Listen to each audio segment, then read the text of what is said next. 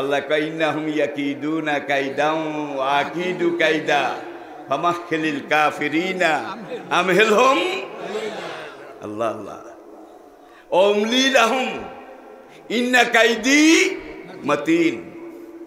যত রকমের জড় যত ষড়যন্ত্র যুগে যুগে ফেরাউন, নমরুদ, কারুন, সাদ্দাত, আবু জেহেলরা করেছিল, সব ষড়যন্ত্রকে আমি আল্লাহ দাম্মারনাহা তাদমিরা মাটির সাথে মিশিয়ে ফেলেছি।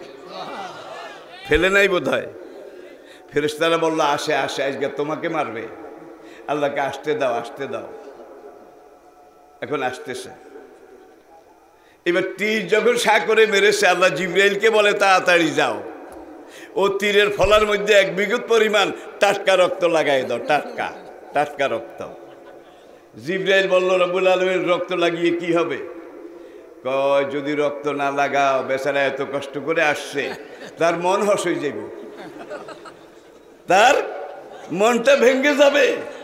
আমি কারো আশা নষ্ট করি না, তবে এই জিনিসটা ঠিক, যুগে যুগে যত নমরুদ যত উপরে উঠতে চেয়েছিল, যত উপরে উঠতে চেয়েছিল আমি উঠেছি, আর যাকে যত উপরে উঠেছি তাকে তত আসতে মেরেছি।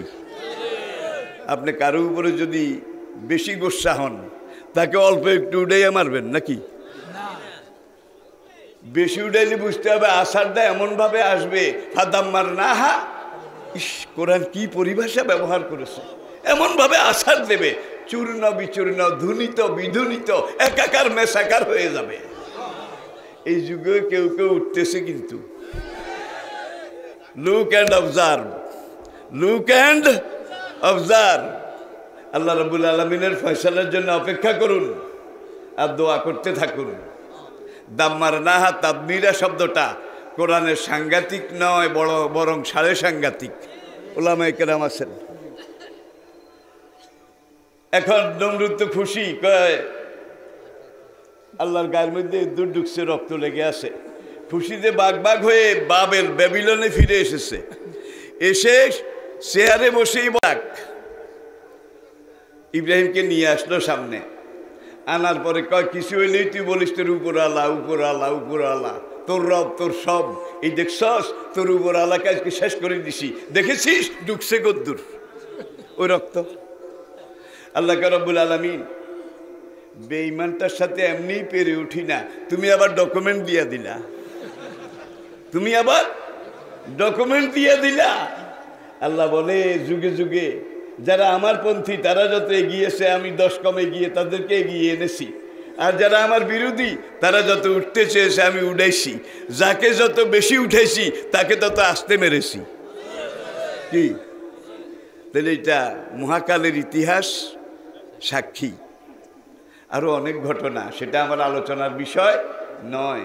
আসুন আমরা আবার কোরআনে ফিরে যাই। আমাদের দেশে ছোট্টকালে দেখেছি পানের বিড়ার হিসাব, ধান সুপারি মাপজুপ করার দাড়ি পাল্লা, সেখানে 80 তোলা, 90 তোলা, 100 তোলা, এই ধরনের বিভিন্ন মাপ ওজন ছিল কিনা, স্কেল ছিল কিনা। আমাদের দেশে পান 18 গন্ডা এক বিড়া, ঢাকাতে এক বিড়া 20 গন্ডা, উত্তরবঙ্গে ওই পাবনা, দিনাজপুর সেখানে এক বিড়া 30 গন্ডা, চট্টগ্রামে এক বিড়া 40 গন্ডা, শেফালি ঘোষের মহেশখালী এক বিড়া 80 গন্ডা। নাম কিন্তু বিড়া, কিন্তু এক এক জায়গায় এক এক হিসাব। কোন জায়গায় ধান 80 তোলায় মাপ ছিল, তখন ধানের বাজার ছিল। আবার সেই সময় মজু চৌধুরীর হাট, যেখান থেকে বাখেরগঞ্জ থেকে ধান আসতো, সেখানে ছিল 90 তোলা 100। আবার যেখান থেকে ধান আনতো আগা বাখের খানের বাখরগঞ্জ, তখনকার ধানের গোলা, সেখানে 100 ছিল 120 তোলা। দেন 80 তোলা, 90 তোলা, 100 তোলা, 120 তোলা, নাম কিন্তু 100। ছোট্টকালে পুঁটি মাছ, কই মাছ কিনতাম বাজারে, কলা কিনতাম 1 কুড়ি কয়টায়, 24টায়, 24টায়, আবার 25টা 1 কুড়ি, 20টায়ও 1 কুড়ি। তাহলে দেখা যায় স্থানকাল পাত্র ভেদে পরিমাপের হিসাব, কুড়ির হিসাব, গন্ডার হিসাব, বেড়ার হিসাব এক এক জায়গায় এক এক দেশে এক এক রকম, কিন্তু ডজন আন্তর্জাতিক হিসাব। বাংলাদেশে ডজন কয়টায়, ভারতে কয়টায়, পাকিস্তানে, আফগানিস্তানে, ইরাকে, ইরানে, সৌদি আরবে। আপনি বাংলাদেশের একটা দোকানে গিয়ে দোকানদারকে জিজ্ঞেস করলেন ডজন কত, দোকানদার বলে এত। দোকানদার বুঝেছে আপনি 12টা কিনবেন, ডজন মানে কি 12টা। এই আপনি উত্তর ভারতে গিয়ে দিল্লি গত কয়েকদিনে যেই দিল্লির মসজিদগুলাকে মাটির সাথে মিশিয়ে ফেলেছে, মুসলমানদের বাড়িঘর মাটিতে মিশিয়ে ফেলেছে, মুসলমানের রক্তে দিল্লি নগরী লাল লালে লাল হয়ে গেছে শহীদের রক্তে। সে নাপাক মুশরিক মোদি, সে নাকি মুজিব বর্ষ এই দিন উদযাপন করার জন্য বাংলাদেশে আসবে, অনারেবল রয়্যাল গেস্ট। কিন্তু এই নাস্তিকের বাচ্চা নাস্তিক, বাংলাদেশের তৌহিদি জনতা তাকে গ্রহণ করবে না, তাকে প্রত্যাখ্যান করবে, তাকে আসতে দেওয়া হবে না।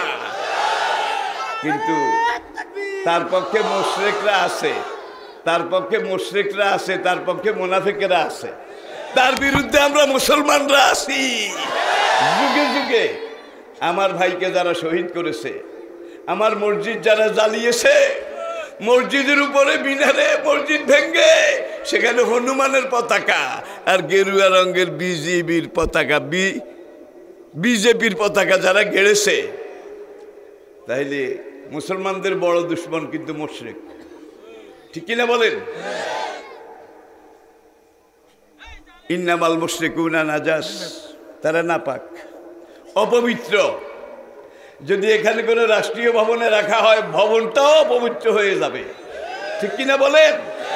সুতরাং গামদা মুশরিকের জায়গা এখানে নাই। আর আরেকটা জিনিস বলে রাখা দরকার, সেটা হলো ভারতে যেটা শুরু হয়েছে কাশ্মীর গ্রাস করার পরে, এই গজওয়ায়ে হিন্দ কিন্তু শুরু হয়েছে। আমার দুই পাশে দুইজন আলেম আছেন লায়েক একেবারে, এই গজওয়ায়ে হিন্দ কিন্তু শুরু হয়ে গেছে। আল্লাহ নবীর অনেকগুলো হাদিস গজওয়ায়ে হিন্দ সম্পর্কে। হিন্দুস্তানের গজওয়ায়ে হিন্দে যারা মুসলমানদের সাথে মিলে বাতিলের বিরুদ্ধে যুদ্ধ করবে, তারা নবীদের সাথে, সিদ্দিকিনদের সাথে, শুহাদাদের সাথে একত্রে একই বেহেশতে যাবে। গজওয়ায়ে হিন্দের ডাক আসতেছে, ইমাম মাহাদির ডাকও আসতেছে, ঈসা আলাইহিস সালামের ডাকও আসতেছে। হুজুর ইরশাদ করেছেন, ইমাম মাহাদি যখন ডাক দেবেন, একদল মুজাহিদ খোরাসান থেকে আসবে, আরেক দল মুজাহিদ তারা গজনী থেকে আসবে, আরেক দল মুজাহিদ তারা কাশ্মীর সীমান্ত প্রদেশ থেকে আসবে, আরেক দল মুজাহিদ যারা ইয়ামন থেকে আসবে, আরেক দল মুজাহিদ যারা সিরিয়া থেকে আসবে, আরেক দল মুজাহিদ যারা ইরাক থেকে আসবে, আরেক দল মুজাহিদ যারা আফগানিস্তান থেকে আসবে, আরেক দল মুজাহিদ। এইভাবে নবীজি হাদিসের যেই দেশগুলোর কথা বলেছেন, প্রত্যেকটা জায়গায় কিন্তু এখন যুদ্ধ চলতেছে। কি তাহলে বুঝা গেল এই যুদ্ধে একদল শহীদ হয়ে যাবে, আর যারা বাতিলের মোকাবিলা করে এগিয়ে যাবে তারা আরো শক্ত হবে, ঠিক কিনা বলেন? আরো শক্ত হবে।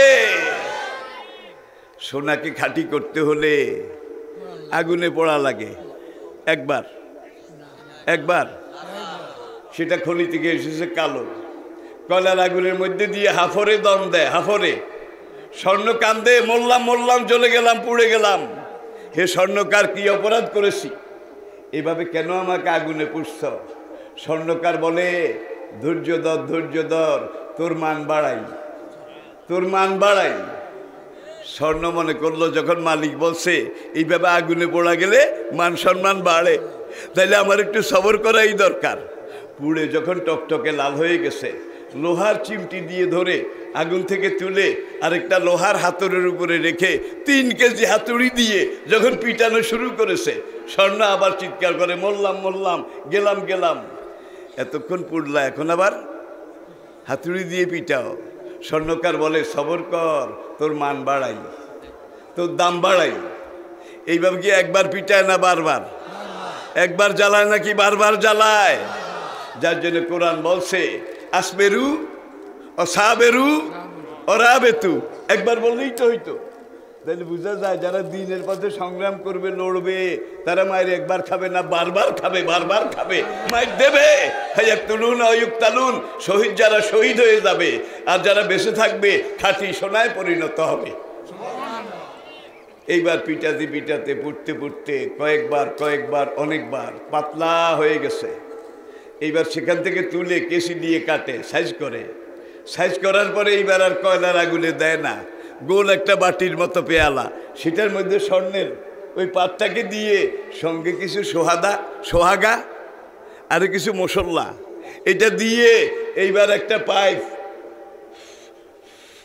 দেখছেন কিনা, এতক্ষণ জ্বালাইছে কয়লার আগুনে, আর এইবার জ্বালায় ডাইরেক্ট জ্বলন্ত আগুনে। স্বর্ণ আবার চিৎকার করে, এতবার পিটালে, এতবার জ্বালালে, এতবার পুড়লে, এইবার আমাকে আবার জ্বলন্ত আগুন দিয়ে পড়ো। স্বর্ণ করো, উসবর, সবর করো, এটা শেষ পড়া। এইবার হাতল দিয়ে ধরে বাইর করে উপরে এনে হীরার ছুরি একটা দিয়ে ওই লোহা স্বর্ণের পাত্তার বুকে এইভাবে কাটে, দাগ দেয়। স্বর্ণ আবার বলে মরলাম, এতক্ষণ পড়লা জানালে, হাতুড়ি পিলা করলা, এইবার আবার হীরার ছুরি দিয়ে কাটো। স্বর্ণ করালে, কান্দিস না, আফসোস করিস না, ডিজাইন করি। যদি এই নকশা ডিজাইন না করি, তোর ভরি 60,000 টাকা বিক্রি হবে না, ঠিক কিনা? ইন্নাল্লাহ আশতারা মিনাল মুমিনিনা আনফুসাহুম ওয়া আমওয়ালাহুম বিআন্না লাহুমুল জান্নাহ। তাইলে আজকে যত জায়গায় জিহাদ চলতেছে, তত জায়গা থেকে কিন্তু ইমাম মাহাদির ফৌজ আসবে, ঠিক কিনা বলেন? তাহলে আমরা কিন্তু এখনো এমন নদীতে আমরা সাঁতার কাটি, যেই নদীতে জোয়ার নাই, বাড়া নাই, যেই নদীতে স্রোতও নাই, ঠিক কিনা বলেন? তবে আল্লাহ মাঝে মাঝে এই জীবনের এই নদীতে তরঙ্গ, তুফান, ঝড়ঝাপটা, ঢেউ, এগুলো সৃষ্টি করে দেয়। আর এই তরঙ্গপূর্ণ, স্রোতে পরিপূর্ণ এই নদীতে যারা জীবন নৌকা চালায়, এই ঢেউয়ের ভিতর দিয়ে, তুফানের ভিতর দিয়ে, মাঝিদের হাত তত শক্ত হয়, তাদের মন তত মজবুত হয়, ঠিক কিনা বলেন? আপনাদের দেশে ছোটকালে গ্রামের খাল দিয়ে যারা নৌকা চালাতো, তারাও মাঝি। আবার মিরেশ্বরাই থেকে সন্দ্বীপ, ইঞ্জিন তো তখনও ছিল না, আমাদের কালের কথা বলছি, এই বৈঠা দিয়ে নৌকা চালাতো, যাত্রী পারাপার করতো, ফেরি নৌকা, তারাও তো মাঝি। কিন্তু তাদের হাত আর এই আপনাদের চাটখিলের মাঝির হাত বোধহয় একরকম, তাদের মন আর আপনাদের দেশে এই মাঝিদের মন বোধহয় একরকম। তাদের মন শক্ত কেন? বহু তুফান খাইছে, বহু ঢেউ ঠেলেছে, বহু বিপরীত স্রোতের মধ্যে সাঁতার কেটেছে। মাঝে মাঝে জীবন নদীতে আল্লাহ এইভাবে তুফান, ঝড়, সাইক্লোন, ঘূর্ণিঝড় সৃষ্টি করে দেয়। মাঝি যারা আছে তারা মোকাবিলা করে, ঢেউয়ের মোকাবিলা, স্রোতের মোকাবিলা করে আগামী দিনে তাদেরকে নিয়ে বিরাট আল্লাহর দায়িত্ব আছে, একামতে দিনের দায়িত্ব আছে। তাইলে কোনো পরিবেশে যদি বিরোধিতা হয়, স্রোত হয়, উজান হয়, বিপরীত হয়, মন খারাপ করবেন না। মাঝিদেরকে ট্রেন আপ করে, ট্রেনিং দেয়। আসুন আবার সেই আপনি ইরানের কোনো দোকানে গিয়ে দোকানদারকে জিজ্ঞাসা করেন ডজন কত, দোকানদার বলে এত। সৌদি আরব গিয়ে জিজ্ঞাসা করেন ডজন কাম, দোকানদার বলে খামসা ও নুসুফ, 5 রিয়াল আর আধা রিয়াল। সেই আপনি যখন লন্ডন, আমেরিকা যান, দোকানদারকে জিজ্ঞাসা করেন ডজন হাউ মেনি, দোকানদার বলে ডজন সো অ্যান্ড সো। তাহলে বোঝা গেল ডজন এমন এক হিসাব যেটা দুনিয়ার সব জাতির মধ্যে চলে, নাকি? ডজন এমন একটা হিসাব সব ভাষার মধ্যে চলে। ডজন এমন একটা হিসাব জাতি, ধর্ম, দেশ, কাল নির্বিশেষে সারা দুনিয়াতে চলে। এটা ইন্টারন্যাশনাল। এখন লা ইলাহা ইল্লাল্লাহ এখানে 1 ডজন, মুহাম্মদুর রাসূলুল্লাহ এখানে 1 ডজন। এখন নবী আরশে আজিমের উপরে উঠতে চান না, শত হইল স্রষ্টা এবং সৃষ্টি। হুজুর একটু অপ্রস্তুত বোধ করে উঠতে চান না। আল্লাহ বলেন উঠেন। হুজুর বললেন উঠার দরকার কি, এটা আপনার সিংহাসন, কেন ডেকেছেন, কেন এনেছেন, হুকুম করুন। আরশের মালিক বলে, আপনি যদি এইটার উপরে না উঠেন আপনার মেরাজ হবে না। নবী বললেন, লেমাজা, কেন মেরাজ হবে না, হোয়াই নট? আরশের মালিক বললেন, আমার খোদাইর এলাকা যে দূর, আপনার নবুয়তের এলাকাও দূর। যে অনন্ত বিশ্ব চরাচরের আমি রব্বুল আলামিন, আপনি সেই বিশ্ব চরাচরের রহমতুল লিল আলামিন।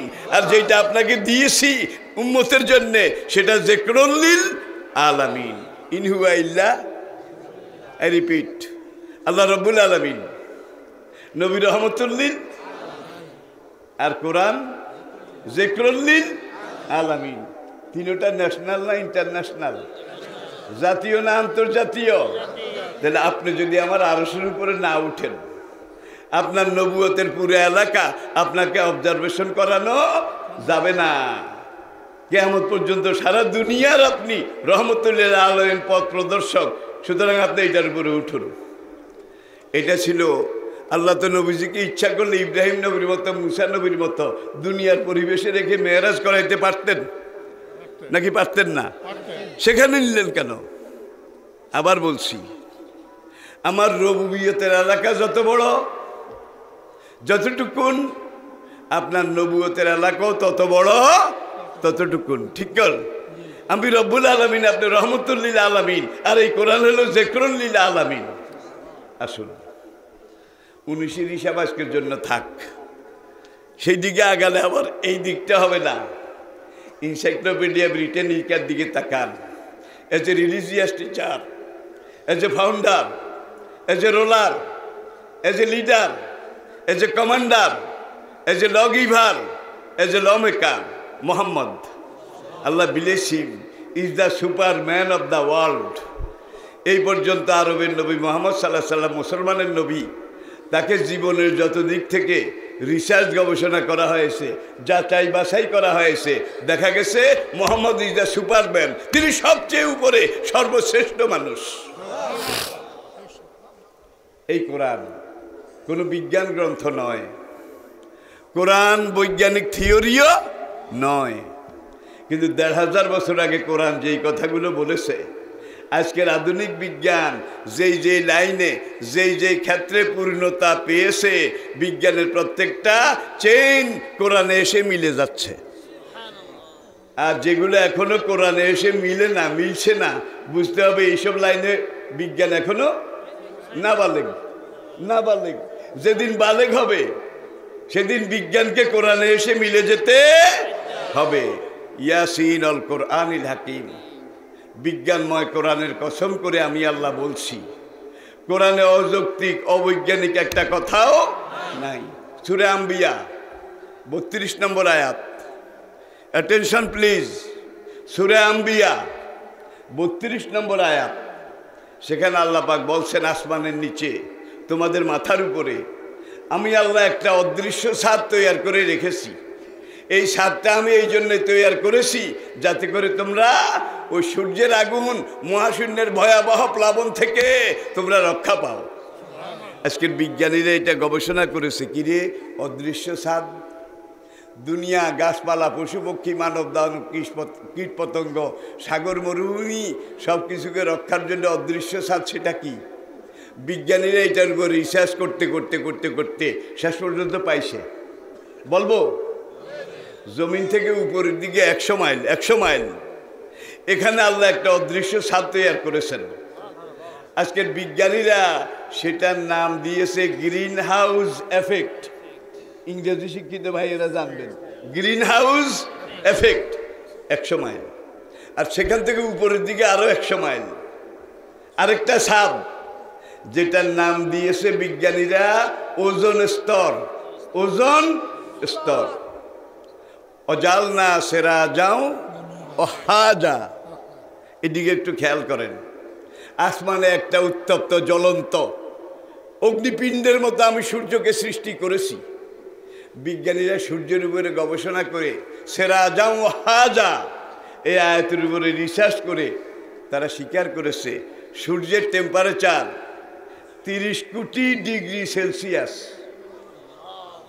2200 ডিগ্রিতে লোহা গলে, পানি হয়ে যায় 2200 ডিগ্রিতে। 30 কোটি ডিগ্রিতে কি জ্বলে? কি? অশামসে ওয়া দুহাহা, আল্লাহু আকবার। কসম সূর্যের এবং সূর্যের জ্যোতিষ্ক এই কিরণের হাইড্রোজেন গ্যাস দিয়ে সূর্য জ্বলে, আর হাইড্রোজেন গ্যাসের সাথে মিশানো আছে কার্বন ডাই অক্সাইড গ্যাস। এই দুইটা গ্যাস দিয়ে সূর্য জ্বলে, প্রতিনিয়ত জ্বলে থাকে। এখন মনে করেন সূর্য জিরায় নাকি? নাকি এখনো ঘুরে? অশামসু তাজরি লিমুস্তাকাররিন লাহা, অনন্তকাল থেকে সে ঘুরে বেড়াচ্ছে। আর বিজ্ঞানীরা প্রথম বলেছিল যে সূর্য এক জায়গায়, পৃথিবী সূর্যের চারিদিকে ঘুরে। আমরা ছোটকালে পড়ছিলাম ব্যাকরণে। আর আজকের বিজ্ঞানীরা বলছে না, পৃথিবীও ঘুরে, সূর্যও ঘুরে। যেটা ১,৫০০ বছর আগে কোরআন বলছে যে কুল্লুন ফি ফালাকি ইয়াসবাহুন, প্রত্যেকটা পৃথিবী, বুধ, শুক্র, মঙ্গল, বৃহস্পতি, প্রত্যেকটা মহাশূন্যের গ্যালাক্সি, ছায়াপথ, মিল্কি ওয়ে, সবাই।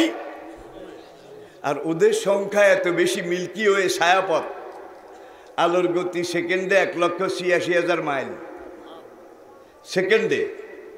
এই গতিতে ওদের আলো দুনিয়ার দিকে আসতেছে, এখনো এসে পৌঁছে নাই। কত দূরে আছে?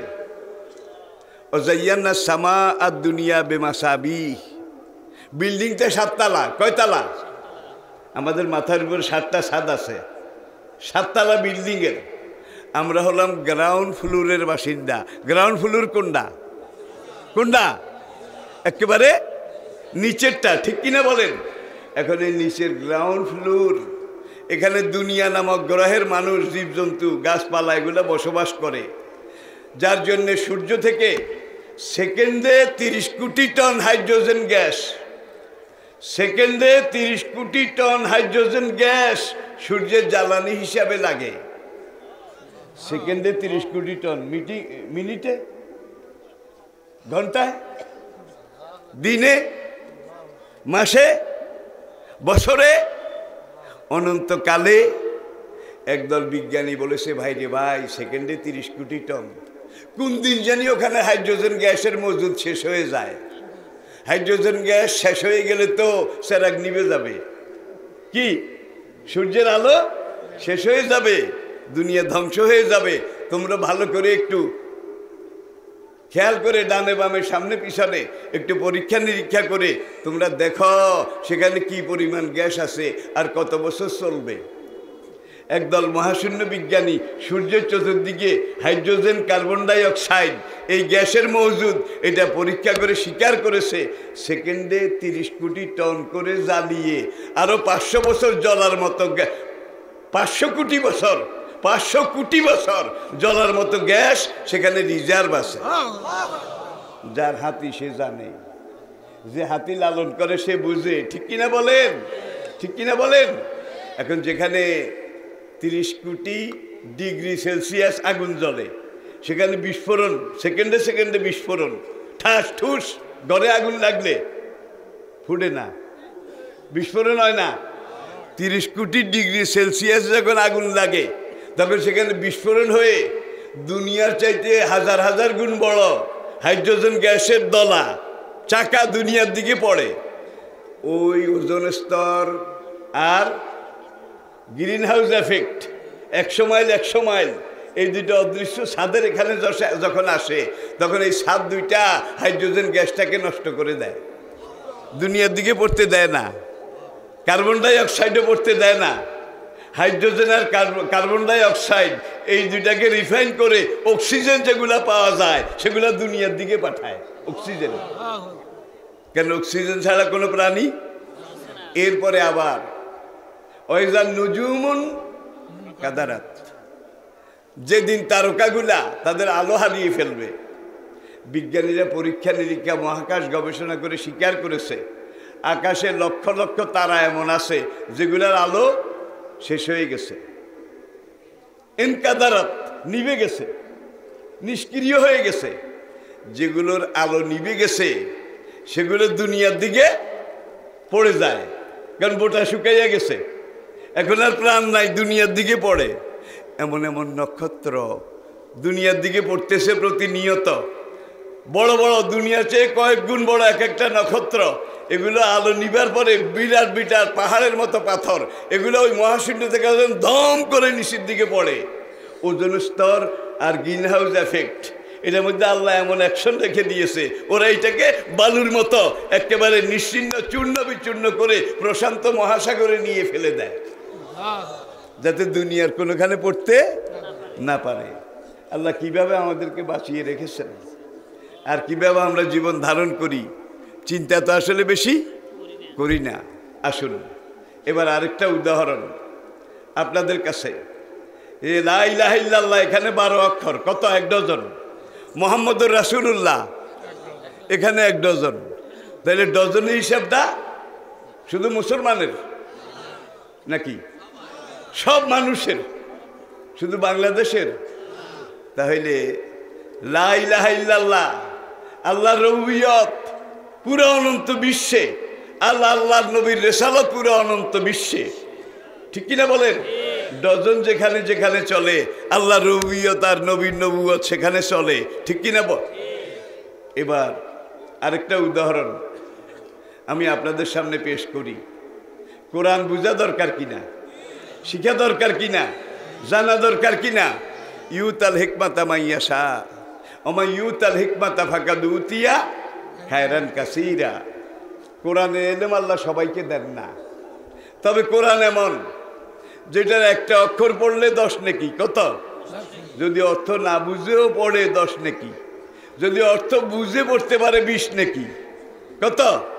লা কুলু আলিফ লাম মিম হরফুন বাল আলিফুন হরফুন ও লামুন হরফুন ও মিমুন হরফুন। তাহলে 10 নেকি 20 নেকি, এটা হলো নগদ লাভ। আর হাসরের কঠিন আদালতে এই কোরআন, যারা কোরআন পড়েছে, যারা কোরআন শিখেছে, কোরআন বুঝেছে, যারা কোরআন শিক্ষার জন্যে মাদ্রাসা কোরআনের ঘর তৈরি করেছে, হাসরের ময়দানে আল কোরআন ও হুজ্জাতুল লাকা আও আলাইকা, হাসরের ময়দানে এই কোরআন আল্লাহর সাথে হুজ্জত করে, আল্লাহর সাথে বিতর্ক করে, কোরআনের সহযোগিতা দুনিয়াতে যারা করেছে তাদেরকে নিজের পাখার ভিতরে করে পুলসিরাত পার করে জান্নাতের দুয়ারে নিয়ে ফেলে দেবে, জান্নাতের দরজায় নিয়ে ফেলে দেবে। আল্লাহ বলবে,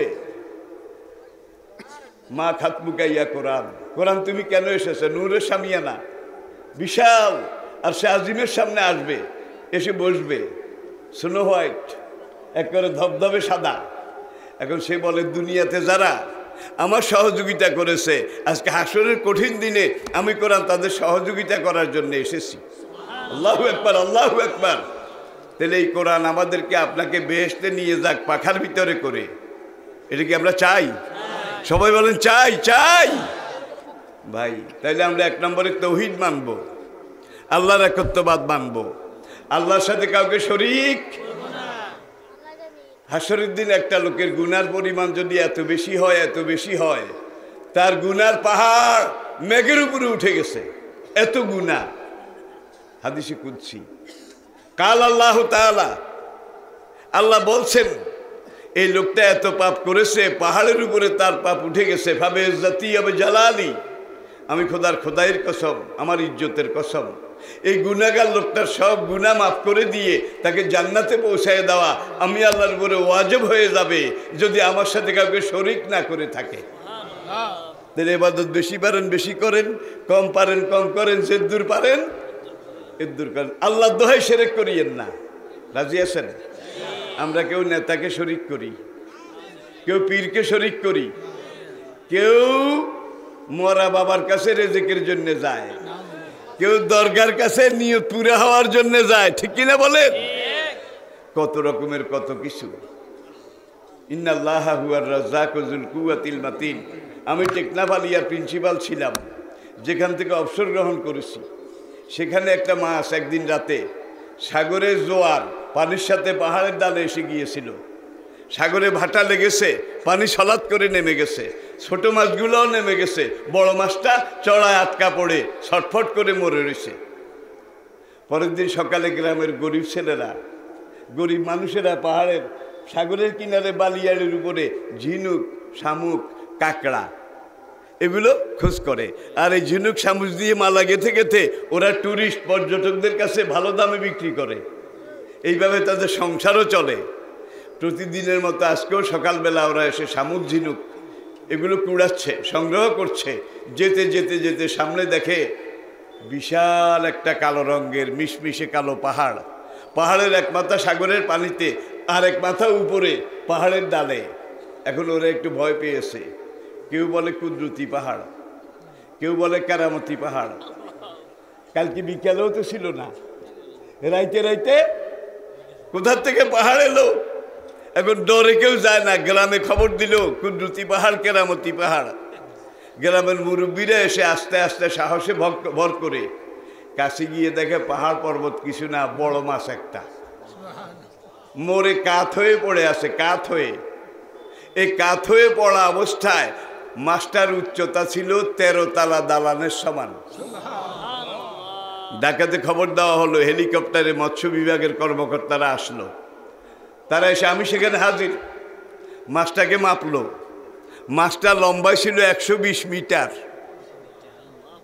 120 মিটার। মাছটার ওজন ছিল 112 টন। সমুদ্র বিজ্ঞানীরা বলছে এই সাইজের এইটার মতো, এর চাইতে অনেক বড় বড় মাছ সাগর মহাসাগরে কত লক্ষ লক্ষ কোটি আছে, মানুষ কোনোদিন গণনা করে শেষ করতে পারবে না। আর এই সাইজের এক একটা মাছ প্রতিদিন 4 টন ছোট মাছ খাদ্য হিসাবে খায়। 4 টন একটা মাছে খায়। লক্ষ মাছে কত টন, কোটি কোটি মাছে কত টন। ওরা কি না খেয়ে মরেছে? না, না খেয়ে শুকিয়ে গেছে। তাজা মোটা আসে তো। সুন্দরবনের বাঘ রথ লেগে গেছে না আগের মতো আছে? তারা যেখানে আছে সেখানে আল্লাহ তাদের রেজেক মজুদ করে রাখছে, ঠিক কিনা বলেন? আল্লাহর খাদ্য বিভাগ যেই ফেরেশতা হ্যান্ডেলিং করেন, দেখাশোনা করেন আল্লাহর হুকুমে, মিকাইল আলাইহিস সালাম, আপনারা জানেন, রুজি রেজেক বন্টন করে। আল্লাহর খাদ্যমন্ত্রী কোনো একদিন সাগরের পাড়ে এসে পানির কাছে মুখ নিয়ে এক একটা মাসে দৈনিক 4 টন খায়। কিভাবে আমি জমিনটাকে বিছিয়েছি প্রশান্ত মহাসাগরের মাঝখানে। সমুদ্র বিজ্ঞানীরা খুঁজে খুঁজে খুঁজে খুঁজে তন্ন তন্ন করে খুঁজে একটা খাড়ি পেয়েছে, খাড়ি, গর্ত। এটার নাম তারা দিয়েছে মারিয়ানা ট্রেঞ্চ। Mariana trench. এটা কোনো মানুষ খনন করে নাই। কে করেছে? কে করেছে? সেই প্রশান্ত মহাসাগরের তলা থেকে নিচের দিকে 11 মাইল, 11 মাইল পর্যন্ত ওই ট্রেন্সের পাশে দেখে যে মাটির জমিনের প্রথম স্তর এঁটেল মাটি, বেলে মাটি, দোআঁশ মাটি। এরপরে পরের 11 মাইল জমিনের দ্বিতীয় স্তর। এটাকে দেখেছে যে মাটি আর পাথর, মাটি আর পাথর। তারপরে গিয়ে আরো 11 মাইল, ওখানে গিয়ে দেখেছে লোহা, ইস্পাত আর গ্রানাইট পাথরে ঢালাই। তার নিচে গিয়ে যে স্তরটা পেয়েছে এটা হলো গ্যালভানাইজ আয়রন। গ্যালভানাইজ আয়রন এমন লোহা যেটাতে জং মরিচা ধরে না, এবং গ্রানাইট পাথর গলিয়ে সেটাকে ঢালাই করা হয়েছে। সেখানে টেম্পারেচার 7000 ডিগ্রি সেলসিয়াস। 7000 ডিগ্রি। সমুদ্র বিজ্ঞানীরা সেখানে গিয়ে, এখন এটা তো আর ছিদ্র হয় না, যত ড্রিল মেশিন চালায়, যত চেষ্টা করে, ছিদ্র হয় না। অনেক জায়গায় মুভিং ক্যামেরা লাগিয়ে, ড্রিল মেশিন লাগিয়ে, তারপরে তারা শ্রবণ যন্ত্র লাগিয়ে দেখেছে ড্রিল মেশিন যখন গড় গড় গড় গড় করে চলে, তখন ওই ঢালাই নিচ থেকে লক্ষ কোটি কোটি মানুষ চিৎকার শোনা যায়, বাঁচাও বাঁচাও, জ্বলে গেলাম, পুড়ে গেলাম, আমাদেরকে বাঁচাও। একদল বিজ্ঞানী বলে যে এটা নিশ্চয়ই আমি যদি মুসলমান হতাম তাইলে আমি 1,00,000 বার বলতাম কোরআন যে বলেছে কাল্লা ইন্না কিতাবাল আবরারে লাফি ইল্লিয়িন। আবার পরের আয়াত ও ইন্না কিতাবাল ফুজ্জারে লাফি সিজ্জিন। এটা ওই কোরআন যে বলছে সিজ্জিনের, সিজ্জিনটা আগুন, দোজখের একটা অংশ, ঠিক কিনা বলেন? আগুন। আচ্ছা, প্রশান্ত মহাসাগরের তলায় এটা দেখলাম। রাশিয়া এবং সাইবেরিয়া এই দুই জায়গার মাঝখানে 1970 সালে একদল আমেরিকান, রাশিয়ান এবং জার্মান মৃত্তিকা বিজ্ঞানী তারা একটা গর্ত খনন করেছে নিচের দিকে কয়েক মাইল নিয়ে। গর্ত খনন করে দেখেছে প্রথম 11 মাইল এটা এঁটেল মাটি, বেলে মাটি, দোআঁশ মাটি। দ্বিতীয় 11 মাইল এটা মাটি আর পাথর, মাটি আর পাথর। শেষ 11 মাইল 3 11 3 11 33 মাইল নিচে গিয়ে তারা যে স্তরটা পেয়েছে, ওই প্রশান্ত মহাসাগরের তলায় যেটা পেয়েছে এইটাও সেইটা, গ্যালভানাইজ লোহা আর গ্রানাইট পাথর ঢালাই করা। ওখানে গিয়ে তারা আরো চেষ্টা করেছে নিচে যাওয়ার। ড্রিল মেশিন কাজ করে না, কোনো ক্রেন কাজ করে না, কোনো মেশিন কাজ করে না। তারপরে একদল বিজ্ঞানী সেখানে গিয়ে ড্রিল মেশিন এবং ক্যামেরা, মুভিং ক্যামেরা লাগিয়ে করে যখন ড্রিল মেশিন চলে, নিচ থেকে লক্ষ লক্ষ মানুষের কান্নার আওয়াজ শোনা যায়, জ্বলে গেলাম, পুড়ে গেলাম, বাঁচাও বাঁচাও। 3 জন বিজ্ঞানী সেখানে হার্ট ফেল করে মরে গেছে। তারা বলে যে এটা নিশ্চয়ই কোরআনের সিজ্জিন, যেখানে মরা মানুষের আত্মা জাহান্নামের আগুনে পোড়া হবে, এটা সেই সিজ্জিন। এরপরে 1970 থেকে 94, কত বছর?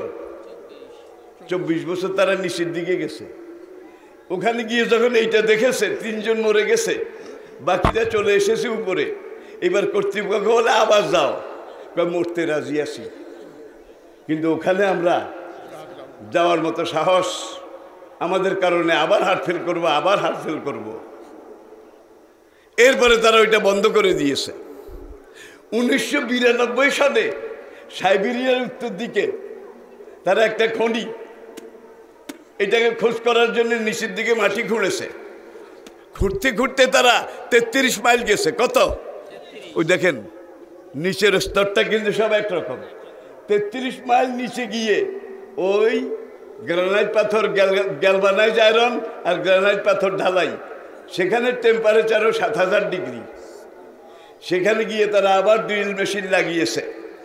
লাগানোর পরে মেশিন যখন চলে, ক্যামেরা যখন কাজ করে, তখন তারা শুনতে পায় লক্ষ লক্ষ মানুষ চিৎকার করছে, বাঁচাও বাঁচাও, পুড়ে গেলাম, ছাই হয়ে গেলাম, একটু পানি খাওয়াও, একটু পানি খাওয়াও। লক্ষ লক্ষ মানুষের চিৎকার। সেখানকার বিজ্ঞানীরা বলে আমরা যদি নাস্তিক না হতাম, নিঃসন্দেহে আমরা বলতে পারি এটা ইসলামের, কোরআনের সিজ্জিনের, জাহান্নামের কান্নার আওয়াজ। এটা বর্তমান সর্বশেষ যেটা পাওয়া গেছে, ওয়েলাল এবেলে কাইফা খোলেকাত, আর এলা সামায় কাইফা, এটা একটু আগে বলেছি। আসমানের স্তর আংশিক দূর বলেছি, জমিনটাও বললাম। উটের কথা আল্লাহ কেন বলছে? উটের দিকে খেয়াল করো, কিভাবে আমি উট সৃষ্টি করেছি, বানিয়েছি।